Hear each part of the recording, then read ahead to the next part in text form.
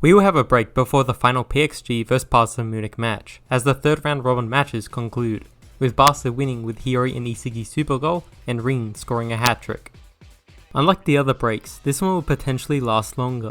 The way this arc is structured is that there are 5 rounds, with each consisting of 2 games, with the 5th team having a bye. We just conclude the third round robin with Barca winning and likely PXG winning against Manshine.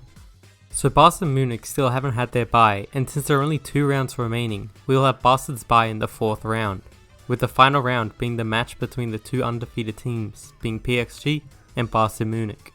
This video will include 10 different predictions and what I want to happen before the PXG match, and I will make a video on my predictions of the actual match in a future video. My first prediction is the birthdays of Igo, Isagi and Noah, which happens on the dates March 31st, April 1st and April 2nd respectively. At the beginning of the NEL arc, we are said there are 100 days until the U20 World Cup. Since the World Cup starts on the 23rd of May 2019, and if there's 100 days, then this sets the start date to the 12th of February. And with 5 round robins and each having 10 day intervals between the games, then we have the games happening on these dates.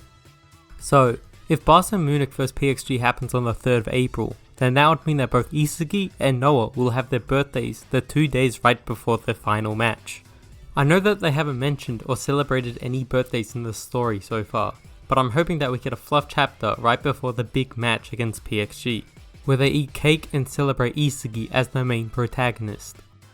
My second prediction slightly continues from the previous point, where I think during the celebration of their birthdays we will get more backstory between Igo and Noah and fledge out their characters even more.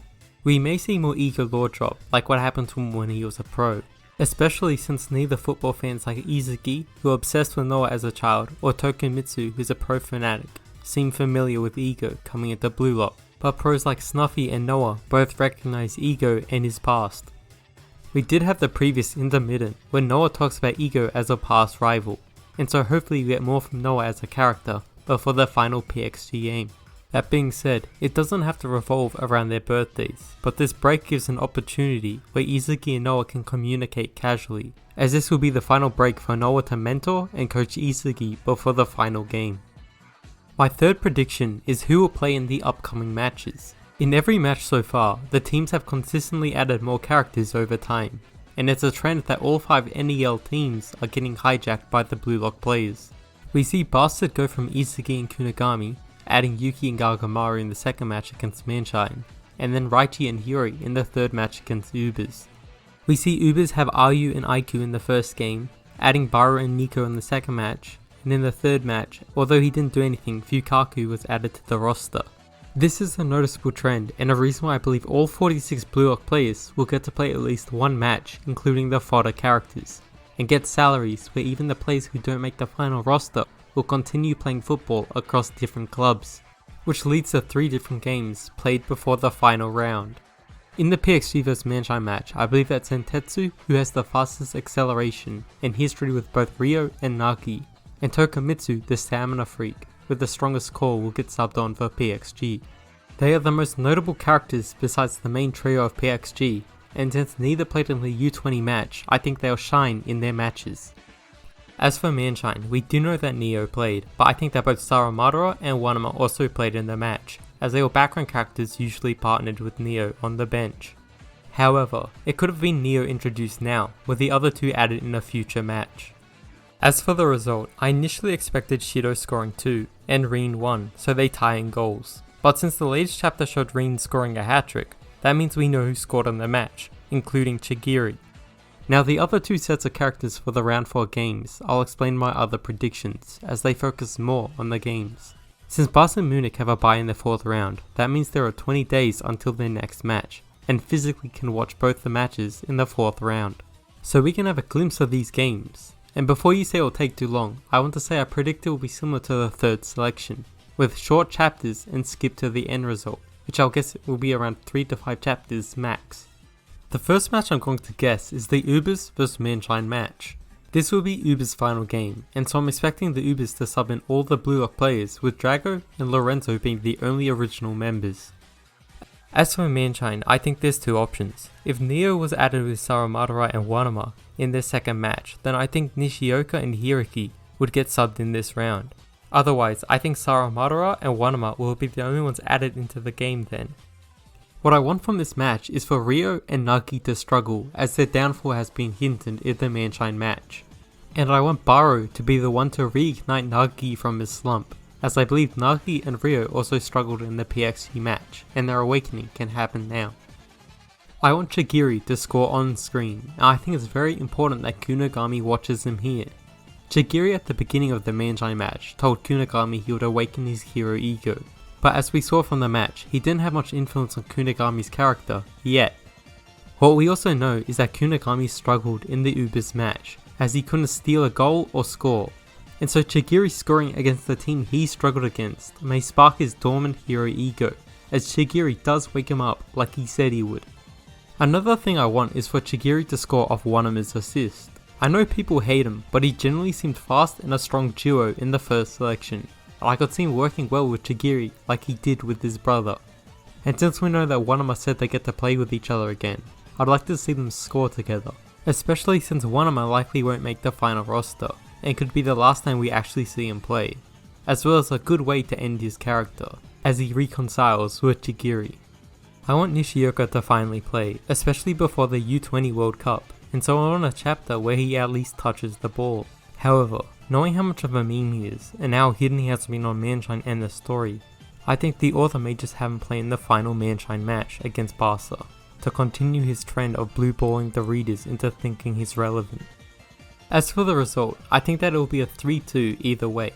Ubers should be favoured, but part of me believes that Manshine will actually win the match, with Chigiri winning the game-winning goal, like a hero for Manshine, which could be a goal that inspires Kunigami.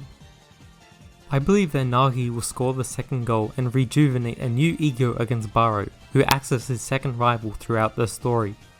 As for Ubers, I don't think Barou will score another hat-trick, but he'll definitely score at least one more goal. The other two goals depends on who wins. If Ubers win, I think that Barou will score twice, with Snuffy or Nico scoring an unexpected goal. But if Manshine win like I expect, then I think there's three different options that play out. It could be the joke option of Nishioka scoring against Barou, but I think there's two more likely options. Firstly being Nagi scoring a second goal as he played to develop and as a result actually improved as a player, unlike the Barca Munich match. And the other option would be Chris scoring, which in this case I believe that Snuffy scores for Uber's second goal. Snuffy and Chris scoring means that Loki will be the only master striker without a goal, although I do expect him to score. Which leads to my fifth prediction of the match against FC Barca and BXG. Since about 2 or 3 characters join each match, I believe PXG will add Nanase and Indoji. With Nanase added, we have the top 3 blue lockers and a prominent character from each selection.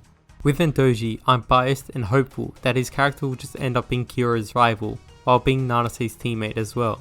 I'm also hoping that he'll be a potential goalkeeper, as the team needs 3 for the final roster, or another centre back.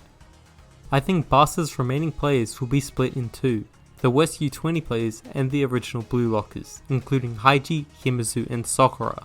In this match we have one of those groups added, with the 5th round against Manshine adding the remainders who didn't make this roster.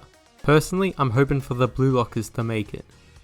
As the result of the match, I believe that PXG win easily, something like 3-1 to hype up PXG, like how Ubers beat them. And I'm hoping it isn't a 3-0 stomp, but that could also be a possibility, as it would emphasize that PXG are a lot stronger than Ubers were. As for the match, I want Barcha to score off Otoi's assist, assuming they don't get 3-0'd. As for PXG, it depends on the team's formation. Rin scored a hat-trick while Shido didn't score at all, and potentially didn't play. I like the theory that he didn't play this match, but in the next one he'll be the primary carry instead of Rin. If Chris and Snuffy score in the other game, then I believe that Loki will also score this round. That way all 5 master strikers have a goal. Loki scoring here also means that he won't score in the final match, and so PXG goals can be reserved for Shido and Rin as their rivals are Isuki and Kunigami. That being said, I'm predicting Shido to score at least once. If he is the carry this match instead of Rin, then I could see him scoring 2 with Loki the other one, or just scoring a hat-trick himself. But seeing as how the author is hyping up Rin to be a monster, and the final obstacle for Isuki before the World Cup, I could see him finding another way to score. I think this match being shown briefly will emphasize how strong PXG have become, and hype up the upcoming match. My next prediction is about the salaries. The first set of salaries I'm guessing we get in chapter 240, as the chapter is called Triple Jump Up, where I'm guessing that a trio of Rin, Barou and Isagi all tie with first place with 150 million salaries. Since Lorenzo states that Isagi's goal is worth 100 mil, and 150 is triple the value of his previous salary, then I think this is Isagi's likely salary. Barou losing after taking over the team and taking responsibility like Snuffy says, makes me think his salary will only increase by 50 mil. Meanwhile, Rin scoring a hat-trick would increase his value to 150 mil. As for the other players' salaries, I'll just say I'm expecting something like this. I believe we'll get 2 sets of salaries before the final match. The one directly after this Ubers match, likely in chapter 240, and the one after the round 4 games. The salaries themselves is a long topic and I don't want to drag this video too long, so I'll just say that expect the best players and highest salaries for the 4th round salaries to be from Barou, Isagi, Rin and Chido. The one thing to note is that this is Uber's final salary. They have a buy in the final week, so I believe their players will get their final bids and be valued higher than a lot of other players before the final and 5th round. So I'm expecting Barou to finish with the highest salary this round, but others overtake him after the 5th round. Then other members like Nico and Aiku having potentially top 10 salaries too.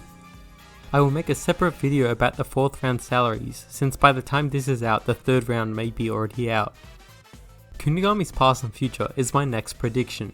As I said before, I think Chigiri will awaken Kunigami's hero ego by being the hero of the Manshine vs Ubers match. I think before the match and during the potential birthday, we have Kunigami open about his past in the wildcard, as he may feel stuck currently since he couldn't contribute much in the Ubers match. We will finally get to see some character development for Kunigami and learn what broke him in the wildcard. I'm guessing we'll get pieces of information about it that are remaining during the match, most likely right before he scores and briefly beats Shido. I think we'll get a full chapter specifically for Kunigami and a bunch of foreshadowing for what's in store for his character for the upcoming match. Kaiser and the Naked King prophecy has been hinted since the beginning, and so my prediction is what will happen with Kaiser and Ness's characters. I think all 10 Blue Lock players will sub in, meaning that Ness will eventually get benched, but I don't think he'll get subbed off until partway through the PXG match. Ness is fun because I'm not sure what they will do with his character. For example, I made a full theory on why Ness will tackle like Kuon in the first selection, which may still happen and give a reason to sub him off despite his high stats. This is the second time we've seen Ness react to the final goal. When Yuki scored, we saw him more timid and looked different before breaking out, and even now we see him react once again to Isagi's brilliance.